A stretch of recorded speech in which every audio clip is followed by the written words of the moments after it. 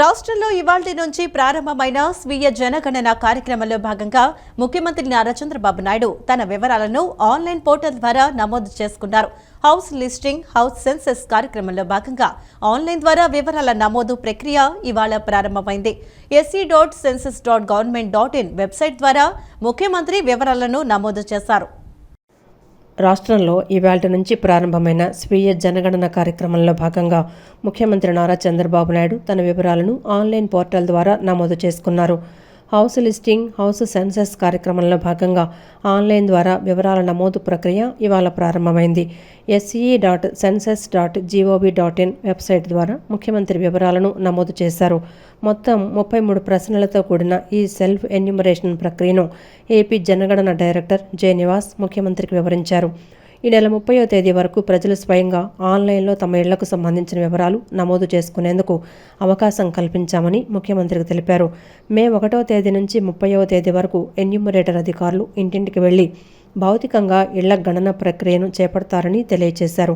దీనిపై స్పందించిన ముఖ్యమంత్రి చంద్రబాబు రాష్ట్రంలో పౌరులందరికీ సమానంగా సంక్షేమం, అభివృద్ధి ఫలాలు అందించాలన్న సంకల్పంతో రాష్ట్ర ప్రభుత్వం పనిచేస్తోందన్నారు. దీనికోసం కుటుంబాన్ని యూనిట్గా తీసుకొని అభివృద్ధి ప్రణాళికలను రూపొందించడం అవసరమని, ఈ లక్ష్య సాధనలో జనగణన కార్యక్రమం అత్యంత కీలకమని స్పష్టం చేశారు. రాష్ట్ర విభజన తర్వాత తొలిసారిగా ఏపీలో జనగణన కార్యక్రమం జరుగుతోందని, ఇది కేవలం సమాచార సేకరణ మాత్రమే కాకుండా అభివృద్ధికి బలమైన పునాది వస్తుందని ముఖ్యమంత్రి అభిప్రాయం వ్యక్తం చేశారు.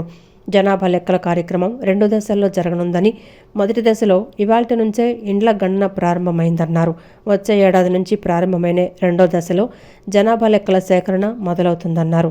ప్రస్తుతం ప్రారంభమైన ఇండ్ల గణన, హౌస్ లిస్టింగ్, హౌస్ సెన్సస్ కార్యక్రమంలో ప్రజలు స్వయంగా ఆన్లైన్ ద్వారా నమోదు చేసుకునే అవకాశం ఉందని, దీనిని సద్వినియోగం చేసుకోవాలని సీఎం విజ్ఞప్తి చేశారు.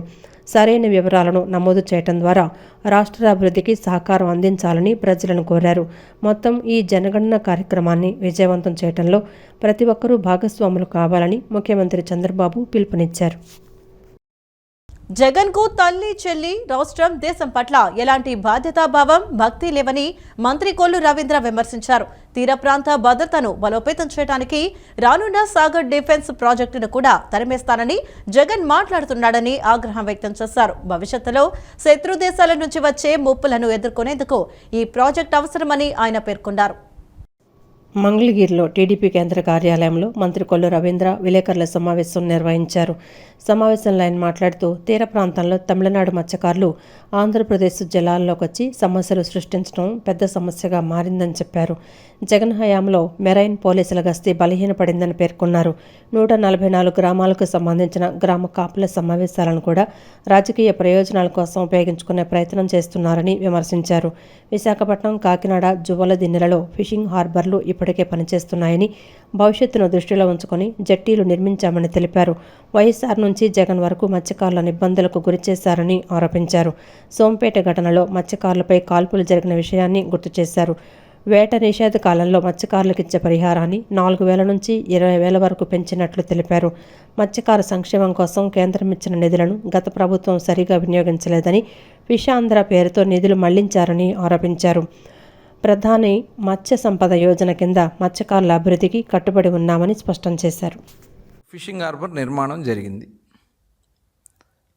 దాన్ని తీసుకెళ్ళి వేరే సాగర్ సొసైటీ, సాగర్ డిఫెన్స్ వాళ్ళకి ఇచ్చేస్తున్నారని చెప్పి ఒక దుష్ప్రచారం చేయడానికి,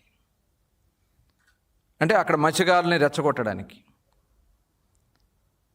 ఇలాంటి దుర్మార్గమైనటువంటి ఆలోచన ఉన్నటువంటి వ్యక్తి నిజంగా మత్స్యకారులు పొట్టకొట్టినటువంటి వ్యక్తి జగన్మోహన్ రెడ్డి. ఫిషింగ్ హార్బర్లో ఎస్టిమేట్లు పెంచేసి దాంట్లో కమిషన్లు దండుకున్నటువంటి వ్యక్తి జగన్మోహన్ రెడ్డి. అదే కాకుండా ఆ రోజున మరి చూసాం, జీవో నెంబర్ 217, అంటే తరతరాలుగా మత్స్యకారుల హక్కులుగా ఉన్నటువంటి చెరువుల్ని కొట్టేయడానికి నీ అన్యాయాలతో ఆ జీవో నెంబర్ 217 తీసుకొచ్చావు.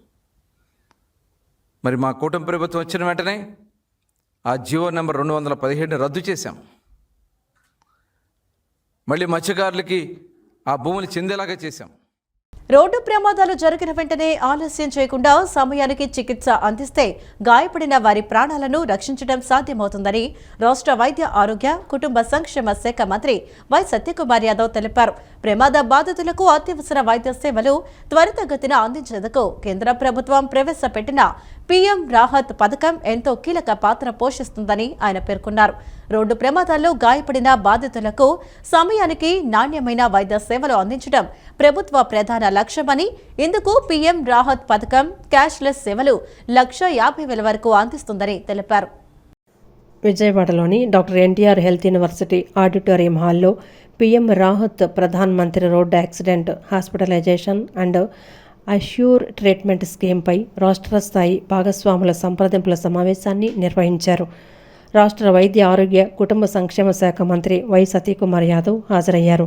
ఈ సందర్భంగా మంత్రి వై సతీకుమార్ యాదవ్ మాట్లాడుతూ రాష్ట్ర వ్యాప్తంగా ఈ పథకాన్ని సమర్థవంతంగా అమలు చేసేందుకు అన్ని విభాగాలు సమన్వయంతో పనిచేయాల్సిన అవసరం ఉందని సూచించారు. ముఖ్యంగా ఆసుపత్రులు, అంబులెన్స్ సేవలు, పోలీసులు మరియు ఇతర సంబంధిత శాఖలు పరస్పర సహకారంతో పనిచేస్తేనే బాధితులకు తక్షణ సహాయం అందుతుందన్నారు.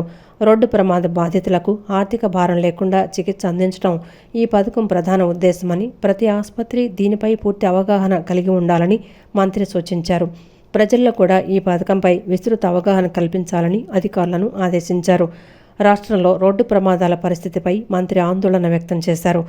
రోడ్డు ప్రమాదాల్లో కుటుంబానికి ఆధారమైన వ్యక్తి ప్రాణాలు కోల్పోతే ఆ కుటుంబం ఆర్థికంగా దెబ్బతినటమే కాకుండా పిల్లల భవిష్యత్తు కూడా ప్రభావితమవుతుందని తెలిపారు. రోడ్డు ప్రమాదాలకు ప్రధాన కారణాలుగా అతివేగం, అజాగ్రత్త డ్రైవింగ్, మద్యం సేవించి వాహనం నడపడం, రోడ్లపై ఉన్న బ్లాక్ స్పాట్స్, డివైడర్ల మధ్య అకస్మాత్తుగా వాహనాలు రావటం వంటి అంశాలను గుర్తించామని తెలిపారు. రోడ్డు ప్రమాదాల వల్ల జరిగే ప్రాణ నష్టాన్ని తగ్గించేందుకు గోల్డెన్ అవర్ విధానాన్ని 108 అంబులెన్స్ సేవల ద్వారా సమర్థవంతంగా రాష్ట్రంలో అమలు చేస్తున్నామని మంత్రి వెల్లడించారు. ప్రమాదం జరిగిన మొదటి గంటలో వైద్య సేవలు అందించడం ద్వారా ప్రాణాలను కాపాడే అవకాశాలు గణనీయంగా పెరుగుతున్నాయని తెలిపారు. ఈ విధానం విజయ శాతం గతంతో పోలిస్తే గణనీయంగా పెరిగిందని పేర్కొన్నారు. ప్రమాద బాధితులకు తక్షణ నగదు రహిత వైద్య సేవలు అందించేందుకు పీఎం రాహత్ పథకం అమల్లో ఉందని తెలిపారు. యాక్సిడెంట్ జరిగిన తర్వాత, వాళ్ళు ఇంజూర్ అయిన తర్వాత లేదా ప్రాణాలు పోతున్న పరిస్థితి వస్తే హాస్పిటల్కి ట్రీట్మెంట్ ఇవ్వగలుగుతుంది. ఇవాళ కూడా చాలా దురదృష్టకరమైన ఉదయం లేస్తూనే 5 o'clockకి ఒక bad news. Road accident Mantralayam దగ్గర ఎవరో కర్ణాటక వాళ్ళు ఫ్యామిలీ 21 మంది ఒకే బొలెరోలో వెళ్తున్నారు. వెళ్ళిన తర్వాత పెద్ద యాక్సిడెంట్ అయింది. Spot dead 8 members. 12 patients are condition is very critical. They have been refer to GGH కర్నూలుకి పంపించాం. కానీ ఒకరు మాత్రమే స్టేబుల్గా ఉన్నారు. మిగతా వాళ్ళ ప్రాణాలు కూడా ఇబ్బందిగా ఉంది. హాస్పిటల్కి వచ్చిన తర్వాత వైద్యం అందించడం ఒక ఎత్తు అయితే, జరగకుండా కాపాడుకునే ప్రయత్నం జరిగే రెండోది. అదేవిధంగా ఈ ఆంధ్రప్రదేశ్లో కూడా మన ప్రభుత్వం, ఈ కూటమి ప్రభుత్వం వచ్చిన తర్వాత 14 క్రిటికల్ కేర్ బ్లాకులు నిర్మించడం జరిగింది. అవి they are ready for inauguration. ఇంకో 10 ఫౌండేషన్ స్టోన్ కూడా వేస్తాం. వచ్చే నెల 14వ తేదీ యూనియన్ మినిస్టర్ గారు కూడా రావడం, ముఖ్యమంత్రి గారి సమక్షంలో పూర్తయిన వాటిని ప్రారంభించుకోవడం, అదేవిధంగా మొదలు పెట్టాల్సిన వాటిని భూమి పూజ చేసే దిశగా కూడా ప్రయత్నం చేస్తున్నాం. ఒక మంచి కార్యక్రమాన్ని మనం అందరం కలిసి పనిచేయాల్సి ఉంది. ఈ రాష్ట్రంలో యాక్సిడెంట్ల కారణంగా ప్రాణాలు పోకుండా కాపాడుకోవాల్సిన బాధ్యత మన అందరి మీద ఉందని తెలియజేసుకుంటూ ఇవాళ ఇటువంటి మంచి కార్యక్రమం. పరిశ్రమలు రాష్ట్రానికి రాకుండా చేయాలనే ఉద్దేశంతో జగన్మోహన్ రెడ్డి జువ్వల దిన్నె వద్దకు వెళ్లి అనవసర వ్యాఖ్యలు చేస్తున్నారని మంత్రి బీసీ జనార్దన్ రెడ్డి ఆగ్రహం వ్యక్తం చేశారు. ప్రతిపక్ష నాయకుడు రాష్ట్రానికి పరిశ్రమలు రాకుండా చేస్తాడా అని నిలదీశారు. అధికారంలోకి వచ్చాక రాష్ట్రానికి వచ్చిన వారిని లేపేస్తాం, పంపేస్తా, చంపేస్తా అంటూ జగన్ బెదిరింపులకు దిగుతున్నారని మంత్రి ఆరోపించారు. లూలు వంటి పెద్ద కంపెనీలు కూడా జగన్ దెబ్బకు భయపడి వెనక్కి వెళ్లిపోయాయని ఆయన పేర్కొన్నారు. ప్రస్తుతం రాజకీయ ఉనికిని కాపాడుకోవడానికి జగన్ ప్రయత్నాలు చేస్తున్నారని మంత్రి బీసీ జనార్దన్ రెడ్డి విమర్శించారు. జువ్వలదిన్న ప్రాజెక్టును తన పాలనలో ఎందుకు అమలు చేయలేదని మంత్రి ప్రశ్నించారు. దేశవ్యాప్తంగా వస్తున్న పెట్టుబడుల్లో 25% ఆంధ్రప్రదేశ్కి వస్తున్నాయని, అయినప్పటికీ ప్రతి నెల ఏదో ఒక కార్యక్రమం పెట్టి జగన్ భయపెట్టే ప్రయత్నం చేస్తున్నారని అన్నారు. జగన్ ముఖ్యమంత్రిగా ఉన్నప్పుడు ప్రజావేదికను కూల్చివేశాడని, పూర్తి కాకముందే ప్రాజెక్టులకు రిబ్బన్ కటింగ్ చేయటం గత ప్రభుత్వ అలవాటని విమర్శించారు. సరైన ప్రణాళిక లేకుండా డిపిఆర్లు తయారు చేసి పంపించారని, దీంతో అనేక ల్యాండ్ ఇష్యూలు తలెత్తాయన్నారు. తమ ప్రభుత్వం వచ్చాక వాటిని పరిష్కరించి ప్రాజెక్టులను ముందుకు తీసుకువెళ్తున్నామని చెప్పారు. తన హయాంలో జువ్వలదిన ప్రాజెక్టు పనులను ఎందుకు పూర్తి చేయలేదని ప్రశ్నించారు. ఇక PPP మోడల్లో విద్యా సంస్థలపై వచ్చిన సమస్యలను పరిష్కరిస్తున్నామని, జగన్ చెప్పిన లెక్కలు తప్పని ప్రజల ముందు నిరూపిస్తామని అన్నారు. మత్స్యకారుల సమస్యలపై స్పందిస్తూ వారి హక్కులను గౌరవిస్తామని, అవసరమైతే ప్రభుత్వం జోక్యం చేసుకుంటుందని తెలిపారు. తమిళనాడు నుండి వచ్చిన మత్స్యకారులు మెకనైజ్డ్ బోట్లతో వచ్చి ఇబ్బందులు సృష్టించారని, ఆ బోట్ల స్వాధీనంపై కూడా వివాదాలు ఉన్నాయని పేర్కొన్నారు. కళ్ళు మూసుకుంటేనే 3 ఏళ్లు అయిపోతాయని చెప్పే జగన్ 5 ఏళ్లు కళ్ళు మూసుకొని రాష్ట్రాన్ని నాశనం చేశాడని మంత్రి మండిపడ్డారు. ఇప్పుడు మళ్లీ కళ్ళు మూసుకుంటే రాజకీయంగా జగన్ కనిపించకుండా పోతాడంటూ బీసీ జనార్దన్ రెడ్డి వ్యాఖ్యానించారు. ఈరోజు దేశంలో 4% విస్తీర్ణం లేని ఆంధ్రప్రదేశ్లో 4వ వంతు 25% పెట్టుబడులు కూడా ఇక్కడికి వస్తూ ఉన్నాయి. అటువంటి పరిస్థితుల్లో పరిశ్రమలు వస్తున్న పరిస్థితుల్లో ఈరోజు నెలకొక్కసారి ఏదో ఒక కార్యక్రమం పెట్టుకోవాలా. వాటి ద్వారా ఈరోజు రాష్ట్రంలో ప్రతి ఒక్కరిని బెదిరించడం, ఆఖరికి ముఖ్యమంత్రుల కథ చూస్తాము, శాసనసభ్యుల అంతు చూస్తాము, మేము వచ్చిన తర్వాత ఎవడిని వదిలిపెట్టము అనేటువంటిది ప్రతి ఒక్కటి కూడా. ఎందుకంటే ఆయన జీవితం పెట్టడమే విధ్వంసంతో మొదలుపెట్టాడు. ముఖ్యమంత్రి అయితేనే ఆ రోజు ప్రజావేదికను కూల్చోబెట్టాడు. ఈరోజు పరిశ్రమలు రాకుండా చేస్తూ ఉన్నాడు. ఏది చెప్పినా కానీ కూడా దౌర్జన్యము, దుర్మార్గము, బెదిరించే దూరంలో చేస్తూ ఉన్నాడు ఈరోజు వాళ్ళు. అదేవిధంగా ఏదైతే మేము చెప్పినటువంటి దీనిల వలన నిధులు ఒక్కటే కాదు, ప్రతి కార్యక్రమాన్ని తీసుకొని ఈరోజు హార్బర్లు, ఫిషింగ్ హార్బర్లు కూడా, గ్రీన్ఫీల్డ్ ఎయిర్పోర్ట్లు కూడా చెప్తా ఉన్నాడు. నేనే తీసుకొచ్చాను అంటే ఒక క్రెడిట్ స్టోరీ చెప్పినట్లు ఏదైనా ఒక రిబ్బన్ కట్ చేస్తానే ఆ అవకాశం అంతా మాకే వస్తుంది, అన్నీ నేనే చేశాను. రామాయపట్నం పోర్టు కావచ్చు, మచిలీపట్నము, మూలాపేట పోర్టు, కాకినాడ గేట్వే, ఇవన్నీ కూడా చేసి రిబ్బన్ కట్ చేస్తానే అయిపోయినాయి కార్యక్రమాలన్నీ.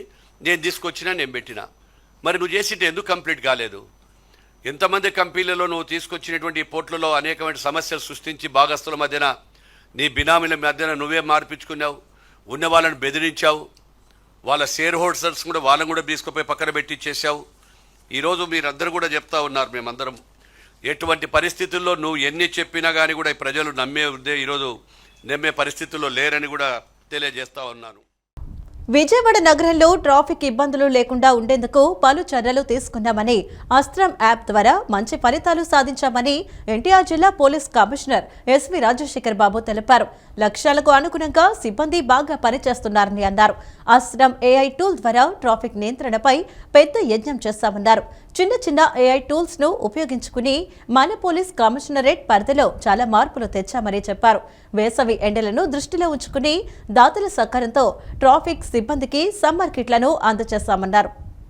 వేసవిలో తీవ్ర ఎండల దృష్ట్యా ట్రాఫిక్ పోలీసు సిబ్బంది ఉపశమనం పొందేందుకు హ్యాట్స్, వాటర్ బాటిల్స్, కూలింగ్ కళ్లద్దాలు, నెక్ బ్యాండ్, చల్లగా గాలి రావడానికి మరియు బ్యాగులతో కూడిన సమ్మర్ కిట్ల పంపిణీ కార్యక్రమం పోలీస్ కమిషనర్ కార్యాలయంలో జరిగింది. పోలీస్ కమిషనర్ ఎస్వి రాజశేఖర్ బాబు చేతుల మీదుగా ఎన్టీఆర్ పోలీస్ కమిషనరేట్ నందు ట్రాఫిక్ విధులు నిర్వహిస్తున్న సిబ్బందికి కిట్లు అందజేశారు. ఈ సందర్భంగా నగర పోలీస్ కమిషనర్ మాట్లాడుతూ గత సంవత్సరంతో పోలిస్తే ఈ సంవత్సరం ప్రమాదాలు, మరణాల సంఖ్య తగ్గించామన్నారు. వెస్ట్ బైపాస్ వల్ల ట్రాఫిక్ తగ్గినా వాహనాల వేగం పెరిగిందని, ఇంకా చాలా వరకు ఈ ప్రమాదాల శాతం తగ్గించాలన్నారు. అందుకు ప్రజల సహకారం కూడా చాలా అవసరమని చెప్పారు. తాము హెల్మెట్లపై ప్రజల్లో అవగాహన కల్పించామని, ఈ అవగాహన వలన ఇప్పుడు 85% మంది హెల్మెట్లు వాడుతున్నారన్నారు. అదేవిధంగా హెల్మెట్ క్లిప్పులు కూడా తప్పనిసరిగా పెట్టుకోవాలని కోరారు. కోయంబత్తూరులో 99% మంది హెల్మెట్లు వాడుతున్నారని, మన కమిషనరేట్లో కూడా ఇదే విధంగా అందరూ హెల్మెట్ వాడాలన్నారు. వాహనదారులు తమ పెండింగ్ చలానాలను వాట్సాప్, అస్త్రం ద్వారా ప్రజలు చెల్లించవచ్చని, 17 ప్రాంతాలలో కొత్తగా ట్రాఫిక్ సిగ్నల్స్ ఏర్పాటు చేశామన్నారు. మరో 36 ప్రాంతాలలో ఏర్పాటు చేయటకు సన్నాహాలు జరుగుతున్నాయని చెప్పారు. 2026 సంవత్సరంలో కొత్త విధానాల ద్వారా రోడ్డు ప్రమాదాలు తగ్గించేలా చూస్తామని అన్నారు. చాలా ప్రాంతాల్లో పార్కింగ్ కోసం సెల్లార్స్ ఉన్న వాహనాలు రోడ్ల మీదే పెడుతున్నారని, నగరంలోని 187 సెల్లార్లను గుర్తించి వారికి నోటీసులు ఇచ్చామన్నారు. త్వరలోనే వీటిపై ఆకస్మిక తనిఖీలు చేసి చర్యలు తీసుకుంటామని తెలిపారు. సాంకేతిక పరిజ్ఞానం ఉపయోగించుకుని మంచి ఫలితాలు సాధిస్తామని చెప్పారు. అనంతరం విధులలో విశేష ప్రతిభ కనపరిచిన అధికారులకు మరియు సిబ్బందిని ప్రశంసా పత్రాలతో అభినందించారు. సమ్మర్ కిట్లను అందించడానికి సహకరించిన దాతలు Aster hospitals chairman Maddipati Sitarammohan Rao, Vasundhara marts proprietor CH Ravikumar చంటిని శాల్వాతో సత్కరించి జ్ఞాపికలను అందజేశారు. ఈ కార్యక్రమంలో ట్రాఫిక్ డీసీపీలు షీరెన్ బేగం, సూర్యచంద్రరావు, ట్రాఫిక్ ఏసీపీలు, ఇన్స్పెక్టర్లు, ట్రాఫిక్ ఎస్ఐలు, సిబ్బంది పాల్గొన్నారు. సో క్లిప్ అనే ప్రోగ్రామ్ని ఈ మధ్యన గత 1 వీక్ నుంచి విజయవంతంగా నిర్వహిస్తున్నాము. సో ఆ క్లిప్ అనేది పెట్టుకున్న తర్వాత ఎందుకో అంటే మనకు ఈ ట్రాఫిక్లో ఎలా ఉంటుందంటే మనం ఎక్కడో పని చేస్తుంటే ఎక్కడో రిజల్ట్స్ వస్తుంటాయి. 1 వీక్లో చూస్తే నిజంగానే కొంత యాక్సిడెంట్స్ తగ్గాయి. లాస్ట్ టైం మీకు గుర్తుంటే బ్లాక్ స్పాట్స్ అందరిసిన రోజు మీకు చెప్పాను, పోయినసారి 102, ఈసారి 99 ఆ రోజు నాటికి. ఈ 1 వీక్లో చూస్తే ఈ 10 డేస్లో లాస్ట్ 2025లో చాలామంది చనిపోయారు. సో ఇప్పుడు ఎందుకో అది బాగా తగ్గుముఖం పట్టింది.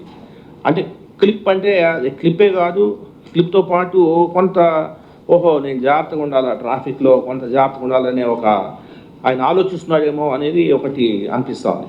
సో ఇలాగా మనము చాలా పగడ్బందీగా వెళ్ళాల్సిన అవసరం ఉంది. ఇందాక షరీన్ బేగం గారు చెప్పినట్టు కొంత స్మార్ట్ పోలీసింగ్ అనేది ఇంకా ఉపయోగించాలి. మీకు అందరికీ తెలుసు వాట్సాప్ గవర్నెన్స్, రాష్ట్ర ప్రభుత్వం వాట్సాప్ గవర్నెన్స్ పెట్టింది. వాట్సాప్ ద్వారా చలాన్స్ కట్టచ్చు. దయచేసి అందరూ కూడా వాట్సాప్ ద్వారా చలాన్ కట్టాలని చెప్పేసి నేను ఆశిస్తున్నాను. ఈ ఎండలో ఈ తీవ్రమైన ఎండని తట్టుకొని ఎట్లా చేస్తున్నారమ్మా అని చెప్పి చెల్లించారు. ప్రతిసారి వాళ్ళు ముందుంటున్నారు మనని ఏదో ఒక విధంగా సాయం అందించడానికి. కాబట్టి మన రమేష్ హాస్పిటల్ చైర్మన్ గారు రామ్మోహన్ రావు గారికి, అలాగే రాజశ్రీ మేడం గారికి, మన వసుంధరాదేవి గారికి అదేవిధంగా అమ్మ శెట్టి గారు కూడా ముందుకొచ్చారు. అమ్మ మీ ట్రాఫిక్ వాళ్ళకి ఏదో ఒకటి చేయాలి, మేము ఎండల్లో చాలా కష్టపడుతున్నారు, ఆ వేడికి ఆ టెన్షన్కి ఎట్లా చేస్తున్నారు మీరు ఉద్యోగాలు, ఏదో మా వంతు మేము సాయం చేయాలి అని చెప్పి ముందుకొచ్చారు. సో రమేష్ హాస్పిటల్ తరఫున ఒక 4 లక్షలు స్పాన్సర్ చేశారు. అంటే ఐటమ్స్ పరంగానే స్పాన్సర్ చేశారండి. అదేవిధంగా మా ఆర్ట్స్ నుంచి ఒక 3 లక్షల సంబంధించిన ఐటమ్స్ని స్పాన్సర్ చేశారు. పెరుగుతున్న ఎండల పట్ల ప్రజలు అప్రమత్తంగా ఉండాలని, అవసరమైతే తప్ప ఎవరూ బయటకు రావద్దని ఎమ్మెల్యే బోండా ఉమామహేశ్వరరావు సూచించారు. విజయవాడలో ఎండ తీవ్రత ఎక్కువగా ఉంటుందని, వడదెబ్బ తగలకుండా ప్రభుత్వం అన్ని ముందస్తు చర్యలు చేపడుతోందని వివరించారు. నగరపాలక సంస్థ, స్వచ్ఛంద సంస్థలతో పాటు టీడీపీ శ్రేణులు కూడా చలివేంద్రాల ద్వారా మజ్జిగ పంపిణీ చేస్తున్నారని వివరించారు. విజయవాడ సెంట్రల్ నియోజకవర్గ పరిధిలోని 36వ డివిజన్ గాంధీనగర్ సబ్ రిజిస్ట్రార్ కార్యాలయం వద్ద ప్రజల దాహార్తిని తీర్చేందుకు ఏర్పాటు చేసిన చలివేంద్రాన్ని ఎమ్మెల్యే బోండా ఉమామహేశ్వరరావు ప్రారంభించారు. ఈ సందర్భంగా ప్రజలకు స్వయంగా మజ్జిగ పంపిణీ చేసిన ఆయన పెరుగుతున్న ఎండల పట్ల ప్రజలు అప్రమత్తంగా ఉండాలని సూచించారు. విజయవాడలో ఎండ తీవ్రత ఎక్కువగా ఉంటుందని, వడదెబ్బ తగలకుండా ప్రభుత్వం అన్ని ముందస్తు చర్యలు చేపడుతోందని తెలిపారు. వడగాల్పులపై ప్రజలను ఎప్పటికప్పుడు అప్రమత్తం చేస్తున్నామని, అత్యవసరమైతే తప్ప రోడ్లపైకి రావద్దని విజ్ఞప్తి చేశారు. ముఖ్యంగా ఆటో కార్మికులు, అసంఘటిత రంగ కార్మికులు, మహిళల కోసం నగరపాలక సంస్థ ద్వారా ప్రతి సెంటర్లో తాగునీరు, మజ్జిగ ప్యాకెట్లను అందుబాటులో ఉంచామన్నారు. పార్టీ నాయకులు కూడా స్వచ్ఛందంగా పలు డివిజన్లలో చలివేంద్రాలు ఏర్పాటు చేస్తున్నారని మాజీ కార్పొరేటర్ ముప్పా వెంకటేశ్వరరావు ప్రతి ఏటా నారాయణస్వామి హోటల్ వద్ద మజ్జిగ కేంద్రాన్ని నిర్వహిస్తున్నారని ఎమ్మెల్యే గుర్తు చేశారు. ఈ కార్యక్రమంలో డివిజన్ పార్టీ అధ్యక్షులు సుబ్రహ్మణ్యం, ఇన్ఛార్జి రాము, సెక్రటరీ బాబీ, లక్ష్మణ్, భానుసింగ్, ముప్పా వెంకటేశ్వరరావుతో పాల్గొన్నారు. బస్సుల్లో వెళ్ళే వాళ్ళకి అందరికీ కూడా అందుబాటులో వాటరు, డ్రింకింగ్ వాటర్ ప్రతి సెంటర్లో కార్పొరేషన్, నగరపాలక సంస్థ నుంచి ఏర్పాటు చేసాం. దాంట్లో మజ్జిగ ప్యాకెట్లు కూడా పెట్టాం. మజ్జిగ కూడా సప్లై చేస్తూ ఉన్నాం. మా పార్టీ నాయకులు సొంతంగా ఇక్కడ 36వ డివిజన్లో మా మాజీ కార్పొరేటరు ముప్పా వెంకటేశ్వరరావు అయితే ప్రతి సంవత్సరం నారాయణ స్వామి హోటల్ దగ్గర మజ్జిగ కేంద్రం పెడతాడు. ఈ సంవత్సరం కూడా మొన్నే నా చేతుల మీద ప్రారంభించడం జరిగింది. పార్టీ నాయకులు ఎక్కడికక్కడ డివిజన్స్లో మజ్జిగ, బటర్ మిల్క్ని సప్లై చేస్తున్నాం. Drinking water, cooling drinking water supply చేస్తూ ఉన్నాం. ప్రజలకు ఎటువంటి ఇబ్బందులు లేకుండా చూసుకుంటూ ఉన్నాం. మేము ప్రజలకు కూడా విజ్ఞప్తి చేస్తూ ఉన్నాం, తప్పని పరిస్థితులు అయితే మాత్రమే ఎండకు రండి, అంతే తప్పితే చిన్న చిన్న పనులకి ఎండగా బయటకు వచ్చి అనారోగ్యం పాలవద్దని విజ్ఞప్తి చేస్తాం. ఎందుకంటే ఈ వేడిగాల్పులు, హీట్ వేవ్స్ అనేవి చాలా డేంజరు. మరి అందుకని వడగాల్పుల నుంచి ప్రజలకి బయటకు రావద్దని విజ్ఞప్తి చేస్తూ ప్రభుత్వ తరపున అన్ని చర్యలు తీసుకుంటున్నామని కూడా తెలియజేసుకుంటూ భారతదేశంలో ఉన్న మహోన్నత సంస్కర్తల సాటి ఉన్నవారు వారికి తీసిపోని వారు కందుకూరి వీరేశలింగమని ఎమ్మెల్యే మండలి బుద్ధ ప్రసాద్ అన్నారు. మన తెలుగు వారి ఘనతను చాటుకోకపోవటం తెలుగు వారికి ఉన్న లోపమని చెప్పారు. సాహిత్యం ద్వారా సమాజంలో ఒక మార్పు తీసుకొచ్చిన మహానుభావుడు కందుకూరి వీరేశలింగమని చెప్పారు. ఆయన పడ్డ కష్టాలు అవమానాలు అన్ని ఇన్ని కావన్నారు. సమతా సేవా సమితి ఘంటసాల వెంకటేశ్వరరావు ప్రభుత్వ సంగీత నృత్య కళాశాల సౌజన్యంతో మాజీ మంత్రి తెలుగు భాషోద్యమ సారథి మండలి వెంకట కృష్ణారావు శత జయంతి సంవత్సర ఉత్సవాలను డాక్టర్ బిఆర్ అంబేద్కర్ జయంతి, కందుకూరి వీరేశలింగం జయంతిని సంగీత కళాశాలలో ఘనంగా నిర్వహించారు.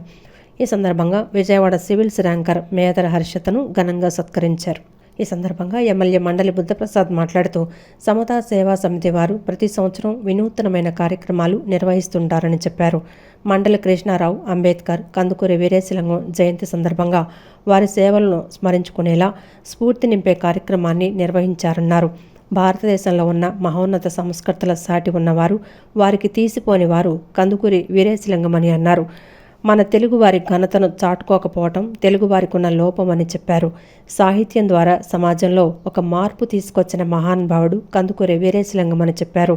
స్త్రీలు బయటకు రావాలి, విద్య ద్వారా ఉన్నతిని సాధించాలని ఆకాంక్షించి బాలికల విద్యకు అంకురార్పణ చేసింది కందుకూరి వీరేశలింగమని, ఆ తర్వాత రాజ్యాంగపరంగా మహిళలకు విలువిచ్చిన వ్యక్తి అంబేద్కర్ అని చెప్పారు. వారి కృషి ఫలితం సివిల్స్ ర్యాంకర్ మేదర హర్షతనే అన్నారు. వారి ఆకాంక్షకు అనుగుణంగా విజయవాడకు చెందిన మేదర హర్షిత యూపీఎస్సీలో 520వ ర్యాంకు సాధించడం గర్వకారణమన్నారు. వాళ్ళ యొక్క ఆశయాలు ఇవాళ ఆమెను చూస్తే వాళ్ళిద్దరికి కూడా ఆత్మశాంతి కలుగుతూ ఉంటుంది. వారు ఏ విధంగా అయితే మహిళలు ఉన్నత స్థితికి వెళ్ళాలని చెప్పిన ఆకాంక్షించారు, ఆకాంక్షకు అనుగుణంగా ఈ రోజున మన విజయవాడ పట్టణంలో సుధాకర్ గారి కుమార్తెగా జన్మించి ఈ రోజున తన ప్రతిభతో ఇవాళ యూపీఎస్సీలో 520వ ర్యాంక్ సాధించి త్వరలోనే ఐఏఎస్కి సెలెక్ట్ కాబోతున్న సందర్భంలో చింతా గారు ఈ కార్యక్రమం చేయకుంటే అది చాలా సందర్భోచితంగా ఉందని చెప్పి మాత్రం మనం చేస్తాం. ఎందుకంటే ఆ మహానుభావులు కన్న కళలు ఈ రోజున రుజువయ్యాయి. ఇవాళ ఆశ్చర్యకరం ఏంటంటే ఇవాళ ప్రతి విద్యా విషయకంగా ఏ పరీక్ష జరిగినా కూడా దాంట్లో బాలికలదే పైచే నిన్న ఇంటర్మీడియట్ రిజల్ట్స్ వచ్చాయి, లేకపోతే ఏ రిజల్ట్స్ నా కానివ్వండి బాలికలదే పైచే. బాలికలతో బాగా పోటీ పడలేని పరిస్థితి వచ్చింది ఇవాళ. అనంతరం విశ్రాంత ఐఏఎస్ అధికారి ఇంతియాజ్ అహ్మద్ మాట్లాడుతూ డాక్టర్ బిఆర్ అంబేద్కర్, కందుకూరి వీరేశలింగం జీవితాలు ఎప్పుడూ మనకు స్ఫూర్తి నింపుతాయన్నారు. సమాజంలోని అసమానతలు, కుల వివక్షత, స్త్రీల సమస్యలు, బాల్య వివాహాలు, విద్య గురించి ఎంతో పోరాడారని చెప్పారు. రాజా రామ్మోహన్ రాయ్, ఈశ్వరచంద్ర విద్యాసాగర్ కూడా మహనీయులేనని, కానీ వారికి వచ్చినంత గుర్తింపు కందుకూరి వీరేశలింగానికి రాలేదనిపిస్తోందని చెప్పారు. ఆధునిక సాంకేతికత ఎంత అభివృద్ధి చెందినా మతోన్మాదం, కుల వివక్షత ఇంకా పోలేదని, కొన్ని రంగాల్లో ఇంకా వెనుకబడి ఉన్నామన్నారు. ఎంతోమంది మహనీయులు జన్మించిన నెల ఏప్రిల్ అని, ఆ మహనీయులు మళ్లీ జన్మించి మన దేశం కుల వివక్ష లేకుండా అభివృద్ధి చెందాలని ప్రతిరోజు ఆశిస్తుంటానని తెలిపారు. లైఫ్ టైం అచీవ్మెంట్ ఇది సాధించిన తర్వాత నీ జీవితం తీసుకునే ఒక మలుపు తీసుకుంది. రాబోయే జీవితం totally different from what it could have been. అంటే ఇది సాధించకపోయింటే హర్షిత జీవితం ఎలా ఉండేదో, సాధించిన తర్వాత ఎలా ఉండబోతుంది అనేది. So this achievement will change your entire life. But అటువంటి లైఫ్ టైం అచీవ్మెంట్ వచ్చిన తర్వాత అది ఒక పర్సనల్ అచీవ్మెంట్ మాత్రమే. కాకపోతే ఇప్పటి నుంచి నువ్వు చేసే పనులు అది పబ్లిక్ కోసం చేయాలి. ఇప్పటివరకు అయిపోయింది, నీ పర్సనల్ అచీవ్మెంట్ అయిపోయింది. You have done your life is going to be, personal life is going to be wonderful. But at the same time after this నువ్వు ఏ విధంగా మనకు సొసైటీకి కాంట్రిబ్యూట్ చేయగలుగుతావు.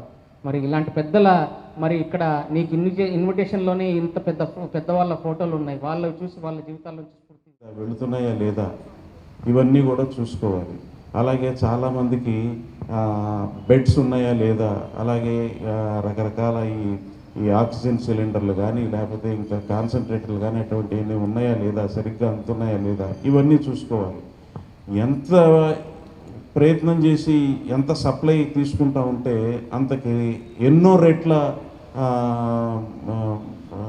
మందికి ఈ వ్యాధి సోకింది. నిజంగా ఆ రోజుల్లో ఆయన ఇంట్లో ఆయన స్వయాన మామగారికి ఈ కరోనా సోకి ఆయన మనల్ని వదిలేసి వెళ్ళిపోయినప్పుడు కూడా అది తట్టుకుని నిబ్బరంతో మళ్ళీ వచ్చి తన పార్లమెంటు నియోజకవర్గాల పునర్విభజనపై ముఖ్యమంత్రి చంద్రబాబు నాయుడు ప్రతిపక్ష నేత వైఎస్ జగన్మోహన్ రెడ్డి తమ పార్టీల స్పష్టమైన వైఖరిని ప్రకటించాలని సిపిఐ రాష్ట్ర కార్యదర్శి గుజ్జుల ఈశ్వరయ్య డిమాండ్ చేశారు. డీలిమిటేషన్ కు ముందు సమగ్ర జనగణన, కులగణన నిర్వహించాల్సిన అవసరం ఉందన్నారు.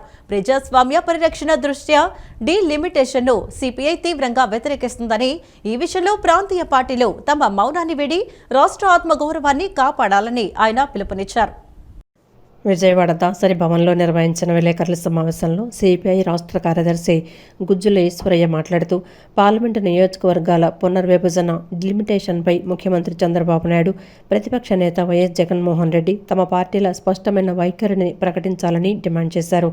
మహిళా రిజర్వేషన్ బిల్లును సాకుగా చూపుతూ కేంద్రంలోని బీజేపీ ప్రభుత్వం దక్షిణాది రాష్ట్రాల ప్రయోజనాలకు గండికొట్టేలా డెలిమిటేషన్ ప్రక్రియను ముందుకు తెస్తోందని ఆయన ఆందోళన వ్యక్తం చేశారు.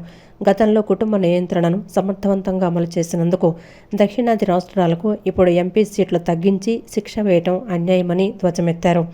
మహిళా బిల్లు కోసం కమ్యూనిస్టు పార్టీలు దశాబ్దాలుగా పోరాడుతున్నాయని గుర్తు చేస్తూనే ప్రస్తుత మోదీ ప్రభుత్వం దీని అమలును 2034 వరకు వాయిదా వేయటం వెనుక రాజకీయ కుట్ర ఉందని ఈశ్వరయ్య విమర్శించారు. కేవలం ఎన్నికల్లో మహిళా ఓటర్లను ఆకర్షించేందుకే ఈ బిల్లును తెరపైకి తెచ్చారని ఆరోపించారు. ప్రస్తుతం ఉన్న 543 స్థానాల్లోనే మహిళా రిజర్వేషన్లు అమలు చేయవచ్చని, అలా కాకుండా పార్లమెంటు స్థానాలను 835కు పెంచడం ఎవరి ప్రయోజనం కోసమని ఆయన ప్రశ్నించారు. విభజన హామీల విషయంలో రాజీ పడినట్లే డెలిమిటేషన్ విషయంలో కూడా చంద్రబాబు రాష్ట్ర ప్రయోజనాలను విస్మరిస్తారా అని నిలదీశారు. కేంద్రం తలపెట్టిన ఈ పునర్విభజన ప్రక్రియ వల్ల ఉత్తరాది రాష్ట్రాలకు లబ్ధి చేకూరి దక్షిణాది రాష్ట్రాల ప్రాతినిధ్యం తగ్గే ప్రమాదం ఉందని ఆయన హెచ్చరించారు. డెలిమిటేషన్కు ముందు సమగ్ర జనగణన, కులగణన నిర్వహించాల్సిన అవసరం ఉందన్నారు. సమైక్యపరిచి అఖిలపక్ష మీటింగ్ వేసి ఆ మీటింగ్లో విధానపరమైనటువంటి నిర్ణయం పైన చర్చించకుండా ఆగ మేఘాలపైన బీజేపీ దీన్ని తీసుకొని రావడం అంటే రేపొద్దున బీజేపీ ఇడని ఎజెండా ఏదైతే ఉందో అది ఈ భారత రాజ్యాంగాన్ని తుంగలో తొక్కాలన్నటువంటిది, రేపొద్దున అధ్యక్ష పాలన ఏదైతే తీసుకొని రావాలన్నటువంటిది దాన్ని హిడెన్ ఎజెండా ఉందో దాన్ని ఇంప్లిమెంట్ చేయడానికి కావాల్సినటువంటి కుట్ర ఒకటి దాగింది.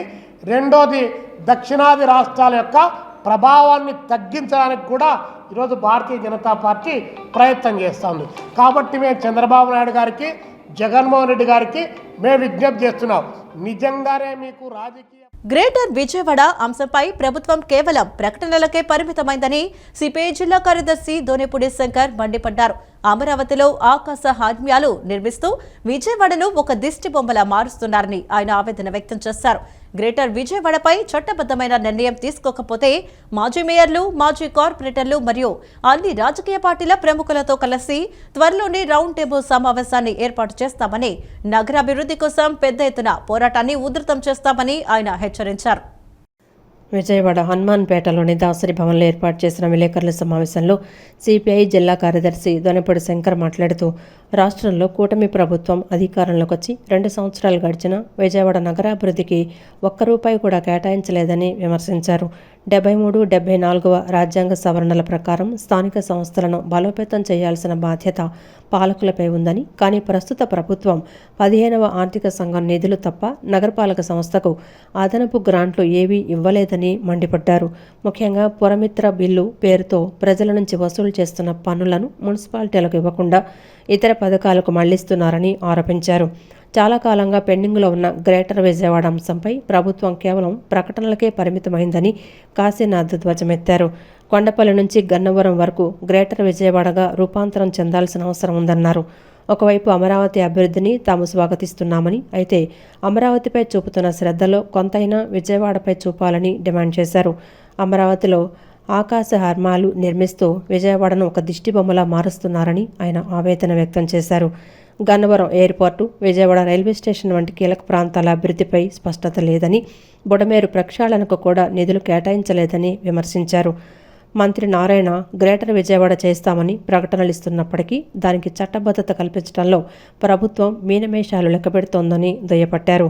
విజయవాడ చరిత్రను ప్రాశస్త్యాన్ని కాపాడుకోవడానికి ప్రతి పౌరుడు నడుం బిగించాలని పిలుపునిచ్చారు. ప్రభుత్వం ఇప్పటికైనా స్పందించి గ్రేటర్ విజయవాడపై చట్టబద్ధమైన నిర్ణయం తీసుకోకపోతే మాజీ మేయర్లు, మాజీ కార్పొరేటర్లు మరియు అన్ని రాజకీయ పార్టీల ప్రముఖులతో కలిసి త్వరలోనే రౌండ్ టేబుల్ సమావేశాన్ని ఏర్పాటు చేస్తామని, నగరాభివృద్ధి కోసం పెద్ద ఎత్తున పోరాటాన్ని ఉధృతం చేస్తామని ఆయన హెచ్చరించారు. చట్టబద్ధత లేకుండా ప్రకటనలు ఇచ్చి సీఎం గారు ఒప్పుకోలేదు, గ్రామాలు ఒప్పుకోలేదనే మేనమేషాలు చెప్పడానికి రోజున ప్రయత్నాలు సాగుతున్నాయి. కాబట్టి విజయవాడ గ్రేటర్ విజయవాడగా అభివృద్ధి రూపాంతరం చెందాలి. ఆ వైపు చట్టబద్ధత తీసుకురావాలి.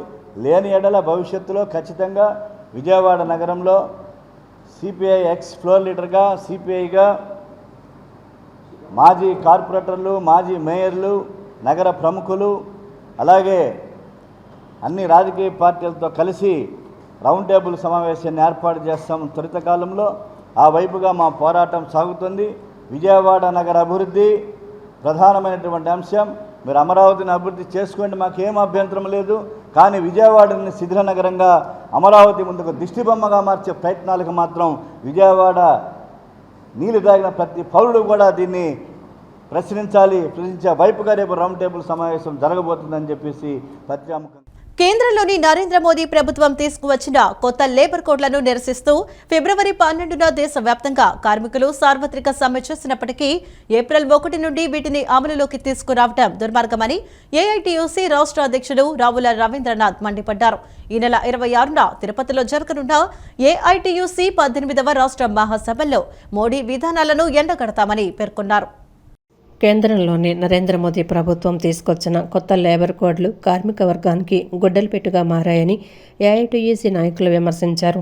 విజయవాడ దాసరి భవన్లో ఏర్పాటు చేసిన సమావేశంలో వారు మాట్లాడుతూ ఫిబ్రవరి 12న దేశవ్యాప్తంగా దాదాపు 30 కోట్ల మంది కార్మికులు సార్వత్రిక సమ్మె చేసి లేబర్ కోడ్లను వ్యతిరేకించినప్పటికీ ప్రభుత్వం మొండిగా ఏప్రిల్ 1 నుండి వీటిని అమల్లోకి తీసుకురావడం దుర్మార్గమని మండిపడ్డారు.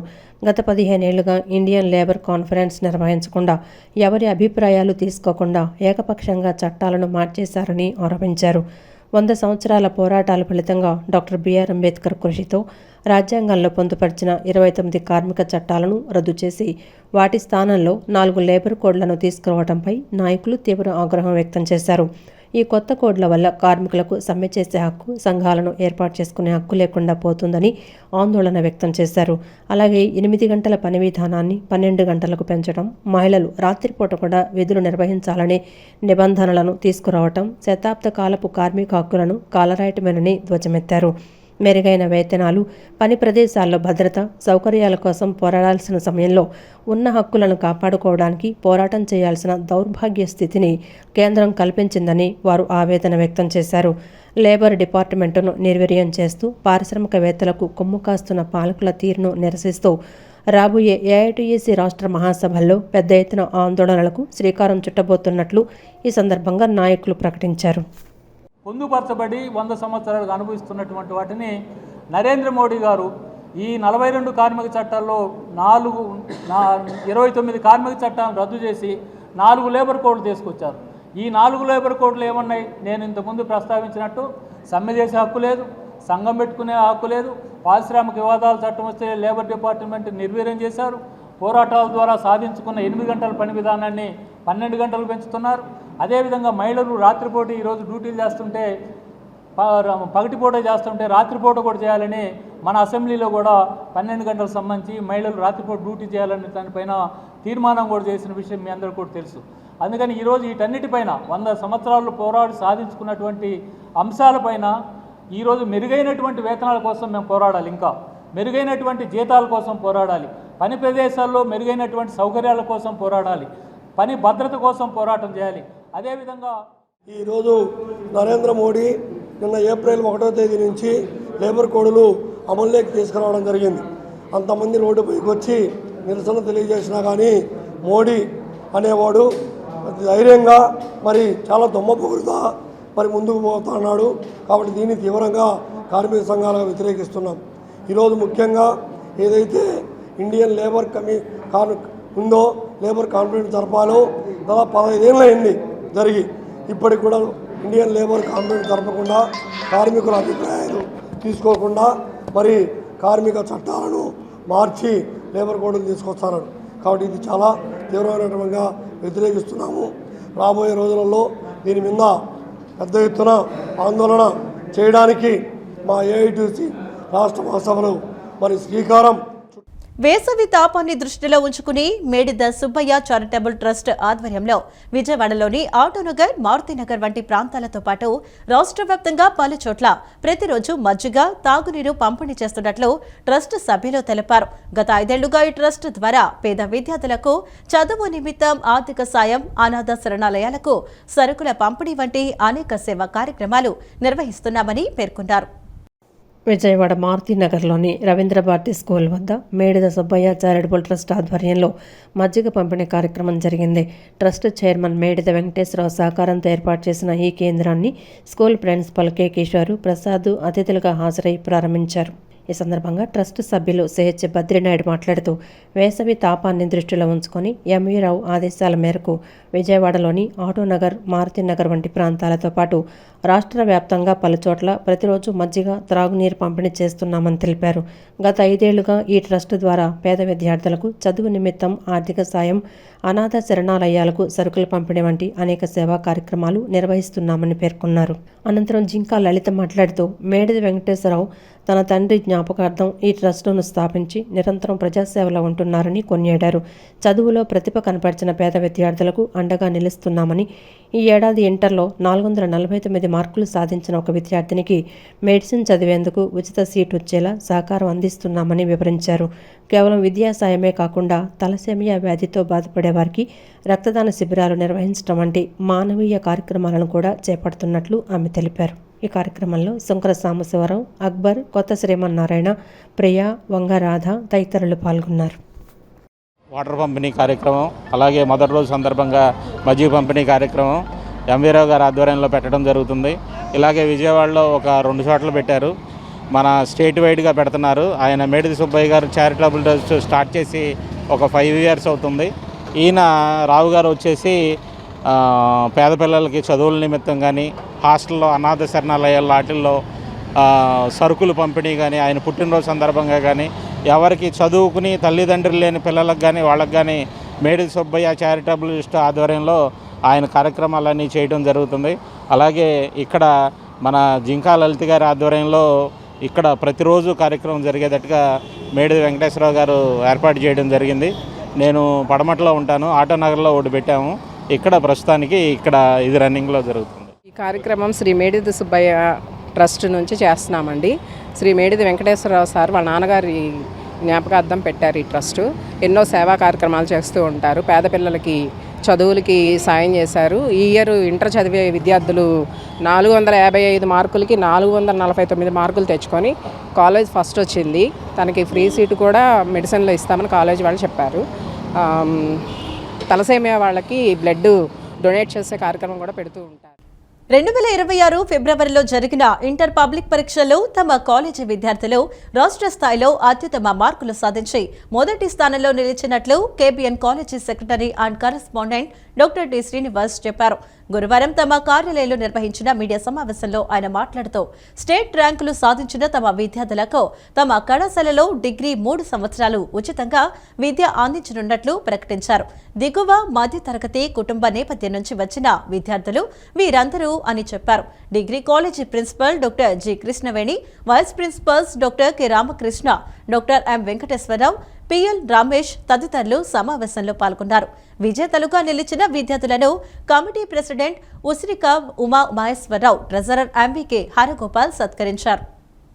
ప్రపంచ అభివృద్ధికి ఉపయోగపడుతుందో దాన్ని ముందు అందిపుచ్చుకునే వరుసలో కేబిఎన్ కాలేజీ ఎప్పుడు ముందుంటుంది. తద్వారా విద్యార్థులకి తల్లిదండ్రుల యొక్క ఆకాంక్షలు నెరవేర్చేలాగా కొత్త కోర్సులు పెట్టి 100% ప్లేస్మెంట్స్తో ముందుకు వెళ్తున్నటువంటి విద్యా సంస్థగా అన్ని రంగాల్లో కూడా ఒక యూనివర్సిటీలోనే కాదు మరి రాష్ట్ర స్థాయిలోనే బ్రహ్మాండమైన ప్లేస్మెంట్స్ ఇస్తూ మరి డిగ్రీ స్థాయిలోనే 6 లక్షల నుంచి 8 లక్షల రూపాయలు ప్యాకేజీతో ప్లేస్మెంట్స్ ఇస్తున్న ఏకైక కాలేజీ కూడా కేబిఎన్ కాలేజ్ అని ఈ సందర్భంగా తెలియజేస్తూ మరి పోస్ట్ గ్రాడ్యుయేషన్ విద్యార్థులకి 8 లక్షలు మొదలుకొని 14 లక్షల రూపాయల వరకు ప్యాకేజ్తో కూడా ప్లేస్మెంట్స్ ఇస్తున్న కాలేజీగా కూడా కేబిఎన్ కాలేజీకి గుర్తింపు ఉంది. దాన్ని అదే బాటలో ముందుకు తీసుకెళ్తూ రానున్న కాలంలో ప్లేస్మెంట్స్ ఇవ్వటమే కాదు, విజయవాడ బెంచ్ సర్కిల్ సమీపంలోని Gandhi colony BSNL staff quarters వద్ద ఉన్న సంచార లేఖ నియంత్రణ కార్యాలయం ఎదుట ఆల్ ఇండియా పెన్షనర్స్ అసోసియేషన్ ఆధ్వర్యంలో నిరసన కార్యక్రమాన్ని నిర్వహించారు.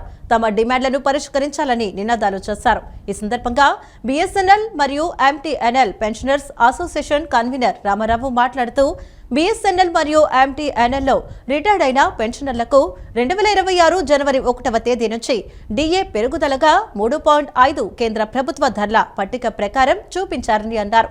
డిపిఏ ఆర్డర్స్లో పారా 5 యాడ్ చేసి బిఎస్ఎన్ఎల్ మరియు ఎంటీఎన్ఎల్ నుంచి ఇచ్చే పెన్షన్లకు సంబంధించి ఆయా సంస్థలు పెరిగిన మొత్తం ఇచ్చే పరిస్థితిలో ఉందా లేదా అనేది ఆలోచించాలన్నారు. తమకు ఇంతవరకు పేమెంట్ ఆర్డర్లు రాలేదన్నారు. తమకు రావలసిన డిఏ ఆర్డర్లు ఆపడం అన్యాయమని చెప్పారు. గవర్నమెంట్ చేతిలో అధికారం ఉంటుంది, ఇవ్వదలుచుకుంటే ఇస్తుంది, లేకపోతే మానేస్తుంది అనే విధంగా ఆ చట్ట సవరణ చేశారు. దాంట్లో భాగంగా 1/1/2026 నుంచి 8వ వేతన సంఘాన్ని నియమించింది సెంట్రల్ గవర్నమెంట్. ఈ 8వ వేతన సంఘం నియమించిన వేతనాలతో పాటు పెన్షన్ కూడా పెంచాల్సినంత బాధ్యత గవర్నమెంట్కి ఉంది. కానీ ఈ 8వ వేతన సంఘానికి ఇచ్చిన టర్మ్స్ ఆఫ్ రెఫరెన్సెస్లో పెన్షన్లు పెంచాలని కానీ పెన్షన్లకు డిఏ పెంచాలని కానీ దాంట్లో ఏమీ ఇన్ఫర్మేషన్ వాళ్ళకి ఇవ్వకుండా గవర్నమెంటు ఈ పెన్షనర్స్ని ఈ రోజున రోడ్డు మీదకు తీసుకొచ్చింది. దీనివల్ల ఏం జరుగుతుంది అంటే దేశం మొత్తం మీద 1 కోటి మంది పెన్షనర్లు అన్యాయం అయిపోతున్నారు. బిఎస్ఎన్ఎల్లో చూసుకుంటే 40,000 మంది పెన్షనర్స్ అన్యాయం అయిపోతున్నారు. ఈ వయసులో వీళ్ళు సామాజిక భద్రత గవర్నమెంట్కి లేకోకుండా వీళ్ళు రోడ్డు మీదకి వచ్చి నానా ఇబ్బందులు పడాల్సిన పరిస్థితి వస్తుందని ఈ సందర్భంగా మేము గవర్నమెంట్ని కోరేది ఏంటంటే, మీరు పారా 5ని ఏదైతే డిపిఈ ఇచ్చిన పారా 5లో ఉందో దాన్ని ఇమీడియట్గా విత్డ్రా చేయండి. ఈ వార్తలు ఇంతటితో సమాప్తం. నమస్కారం.